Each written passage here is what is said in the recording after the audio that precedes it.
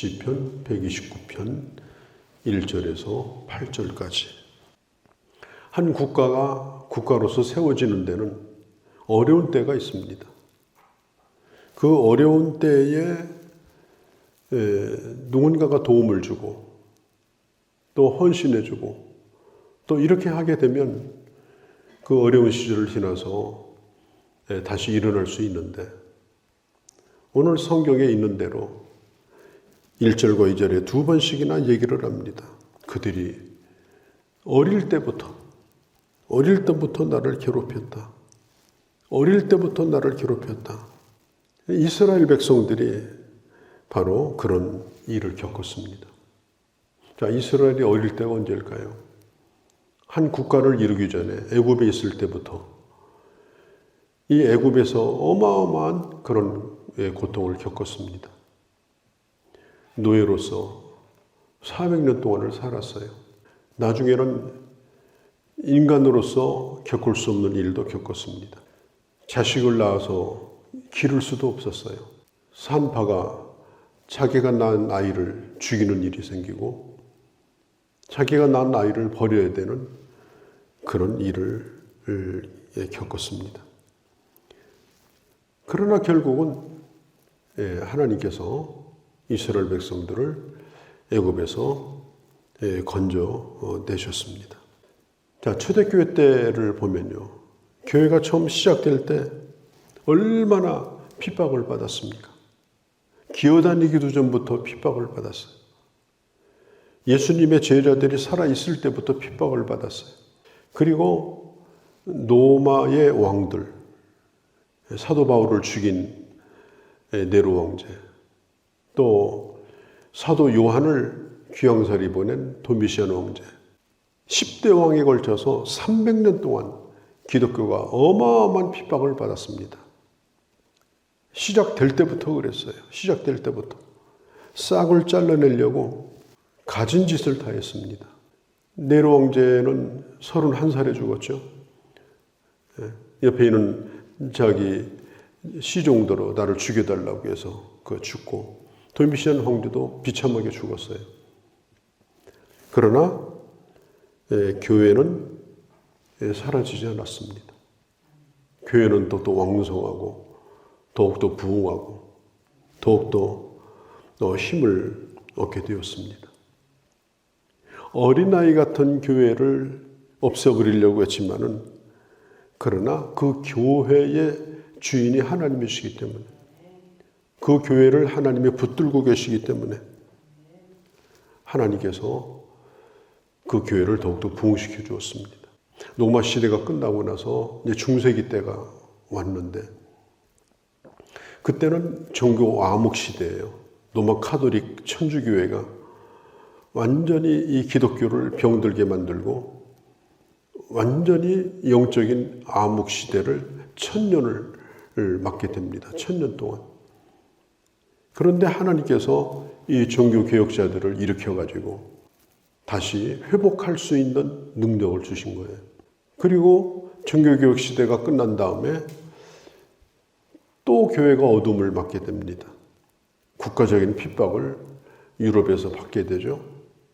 그때에 이 청교도 시대를 지나가지고 기독교 부흥운동이 일어납니다. 기독교 부흥운동, 어마어마한 부흥운동이 일어나면서 유럽과 미국으로 퍼지면서 다시 힘을 얻게 되어지죠. 또 역사를 보면은 우리나라 암흑시대가 언제예요? 조선 말기예요. 조선 말기. 아무런 희망이 없는 이 약한 조선을 잡아먹으려고 입을 벌리고, 마치 그 웅덩이에 악어들이 득실거리는 것처럼 이 조선 땅에 그런 악어들이 들어왔어요. 저 유럽 쪽에서 미국, 영국, 또 러시아, 그 다음에 청나라, 중국, 일본, 우리 이 조선이라는 나라는 없었어요. 그런데 그 가운데서도 한참 어려울 때 1907년에 평양에서부터 기독교 부흥운동이 일어납니다. 어마어마한 부흥운동이 일어나면서 그 어려움 속에서도 하나님이 교회를 지켜주시고 오늘에 이르기까지 이 나라를 축복해 주었습니다. 중국이 공산화될 때요. 하여간 교회 건물은 다른 건물로 다 바꾸고 아니면 다 없애버리고 이 중국 공산당들이 그렇게 했거든요.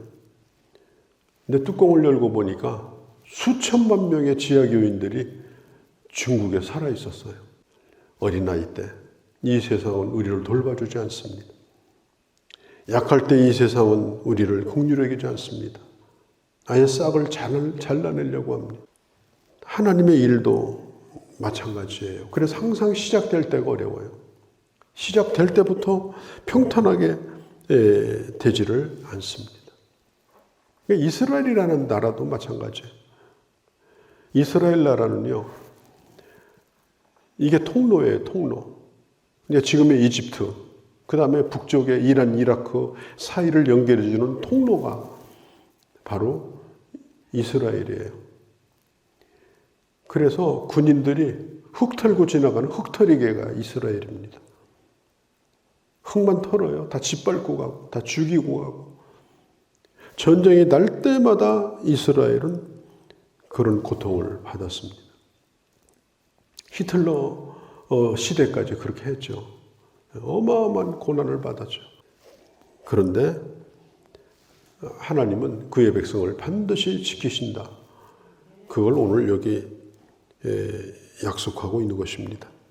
특별히 교회에 대해서 그렇습니다. 교회에 대해서. 하나님은 교회를 내 교회라고 말씀하셨고 내가 세운다고 말씀했고 음부의 권세가 집어삼키지 못한다고 말씀했습니다. 이길 것이라고 말씀했습니다. 교회가 이긴다는 말은 복음이 이긴다는 뜻입니다. 하나님의 나라가 결코 축소되거나 하나님의 나라가 줄어들지 않는다는 뜻이에요. 우리는 그런 교회 안에 속해 있는 자이고 우리는 그런 복음을 가지고 있는 자이기 때문에 우리가 어려울 때에 더욱더 우리 생각을 좀 넓혀가지고 그리고 주님의 능력을 의지하고 미래를 향해서 나가야 되는 것입니다. 자, 이 어릴 때에 이 핍박자들이 어떻게 했는가? 3절에 보면 내 등에다가 밧을 갈았다. 그렇게 말합니다. 내 등에다가 밧구랑을 만들었어. 이게 무슨 뜻이겠어요? 채찍을 쳐가지고 이 등에 상처를 많이 내는 겁니다. 히브리 민족들, 이스라엘 민족은 실제로 그런 고통을 말할 수 없이 받았어요. 그런데 4절에 뭐라고 말하느냐? 하나님께서는 의로우사 악인의 줄을 끊으셨다. 그리고 5절에 무릇 시온을 미워하는 자는 수치를 당하여 물러갈지어다. 시온을 미워하는 게 뭐겠어요? 하나님의 나라를 방해하는 것. 하나님이 하시는 일을 거스리는 것. 하나님이 세우고자 하는 일을 허물려고 하는 것. 반드시 망할 것이다. 그렇게 말합니다. 심지어 어떤 사람은 교회를 다니면서 교회가 잘 되는 것도 원치 않아요. 내가 잘 되는 게 우선이야. 교회가 영광을 받고 또 교회가 그럴듯해지는 걸 원치 않고 내 자존심이 더 중요해요. 전혀 그런 걸 생각하지 않아요. 하나님의 교회를, 하나님의 나라를 생각하지 않아. 끊임없이 교회 안에서 자기 자존심 싸움을 하는 거예요. 그것이 얼마나 어리석은 일인가. 무릇 시온을 미워하는 자는 수치를 당하여 물러날지어다. 시온을 미워하는 자는 수치를 당하여 물러날지어다. 하나님의 나라에 대하여 적대적인 사람에 대해서 5절에 보면 그들은 지붕 위에 돋는 6절에 풀과 같이 될 것이다. 잠깐 동안은 잘 될 수 있어요. 그러나 오래가지는 못한다. 중동 지방의 이 지붕이 엄청나게 허술합니다. 흙을 살짝 덮고요. 비가 안 오니까 흙을 덮고 거기다 얇게 회칠을 해요. 회칠. 그럼 시간이 지나가면 그 회가 갈라져요. 그러면 그 틈으로 이 풀이 나와요, 풀이. 그래서 그 풀이 나긴 나는데 워낙 뜨거운 날씨니까, 그리고 지붕 위에 무슨 영양가가 있겠어요. 그러니까 조금 나는 듯 하다가 결국은 다 말라 죽는 것입니다. 자고 나면 말라 죽어요. 그게 시온을 미워하는 자들이 잠깐 잘 되는 결과다. 계속 잘 될 수는 없는 것이다. 그리고 7절에 보면 거기서 베인 풀들, 지붕 위에 돋는 풀들을 누구도 그의 품에 차지 않는다. 그걸 베가지고 품에 안고 가지 않는다는 거예요. 또 그걸 가져가겠다고 단으로 묶지 않는다는 겁니다. 왜? 그건 잡초니까. 그건 가지고 갈 가치가 전혀 없는 쓰레기예요. 하나님의 품에 존재하지 않아요. 하나님이 단으로 묶어가지고 둘 가치가 없는 거예요. 이 세상에서 잘 되는 거, 또 그럴듯해지는 거, 또 그렇다고 해서 또 교만해지고, 그게 얼마나 어리석은 일인가, 얼마나 허무한 일인가, 또 그것은 얼마나 짧은 순간인가. 정말 우리도 그렇지 않습니까? 우리도 짧은 인생을 살면서 하나님의 교회에 속해서 하나님의 나라를 바라보면서 살지 않습니까? 하나님의 나라는 주님 오시기까지 계속될 겁니다. 그런데 우리 인생은 참 짧은 시간을 살아요. 그 짧은 시간이나마 정말 요긴하게 주를 위해서 우리가 쓰여져야 되는데, 잠깐 돋는 풀과 같이 자기 교만에 취해서 그렇게 살다가 간다면 그건 정말 하나님의 창고에 들어갈 수 없는, 정말 마른 잡초같이 결국은 버림을 받는 자가 될 수도 있다. 우리 인생은 결코 지붕 위에 돋는 풀이 돼서는 안 된다. 지붕 위에 돋는 풀이 돼서는 안 된다. 이런 사람들은 8절에 보면 지나가는 사람도 복이 있다 이렇게 하지 말라는 거예요. 복이 있는 게 아니니까. 인사를 해도 아이고 잘 될 거예요 이렇게 하지 말라는 거예요. 잘 될 리가 없으니까. 주의 이름으로 너를 축복한다 그렇게 말하지 말라는 거예요. 축복이 임하지 않을 거니까. 우리가 시골에서 농사지면 그러잖아요. 우리 동네에서도 이제 농사를 치면 전부 타작을 해가지고 이제 곡식을 전부 이제 거둘 때 동네 사람들이 다 인사 한마디씩 해요. 아유 올해 농사 잘 돼서 참 수고 많이 했다고, 복 받았다고 이렇게 인사치레를 합니다. 그런데 오늘 여기 성경에 보면 8절에 지나가는 사람들도 너희에게 복이 있을지어다 이런 얘기는 하지 말라. 왜? 지붕 위에 돋는 풀이기 때문에. 지붕 위에 돋는 풀이기 때문에. 뿌리를 잘못 내렸기 때문에. 높은 곳에다가 자리를 잡고 그럴듯하게 지붕을 덮었지만 거기는 뿌리를 내릴 곳이 아니었어요. 우쭐댔지만은 잠깐 동안 그렇게 된 거예요. 우리가 서양식으로 말하면, 서양 사람들은 그냥 사람들을 만나면 뭐라고 그래요? God bless you. 하나님의 축복이 임하기를 바랍니다.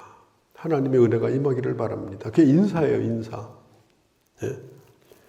그런데 그런 인사조차도 하지 말라.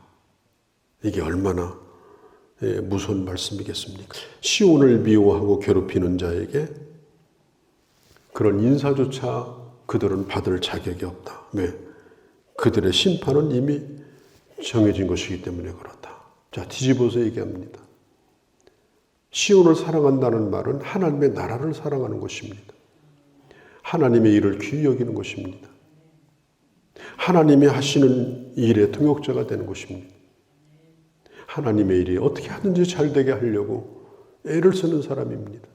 하나님께서는 그런 사람들은 겉으로 보기에 별거 아닌 것 같아도 시편 1편에 있는 말씀처럼 시냇가에 뿌리를 내린 나무와 같이 하나님께서 지속적으로 복을 주실 것이고 하나님의 심판 앞에 바람에 나는 겨와 같이 악인이 다 사라질 때도 여호와의 집에 영원히 거하는 그런 은혜를 베풀어 주겠다고 오늘 약속을 하셨습니다. 시편 129편도 여전히 하나님 앞에 예배하러 올라갈 때 부르는 노래입니다. 하나님 앞에 예배하러 올라갈 때, 예배드리러 성도들이 함께 올라갈 때 우리는 지붕 위에 돋는 풀이 되지 말고 하나님의 나라에 뿌리를 내린 귀한 복된 자들이 됩시다. 우리가 그렇게 서로 격려하면서 주님을 찬양하면서 함께 주를 향하여 나가는 그런 주의 자녀들이 되어야 할 줄로 믿습니다.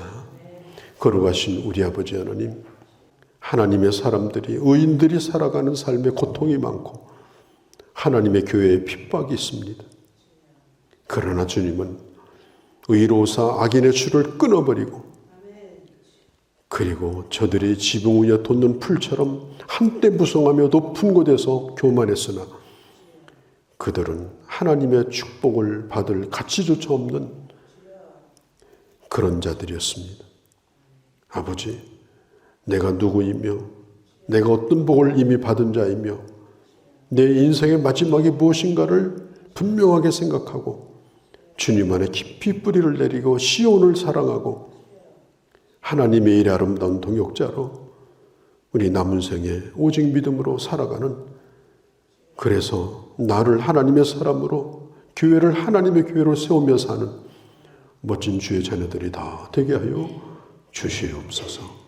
우리 주 예수님의 이름으로 기도하옵나이다. 아멘.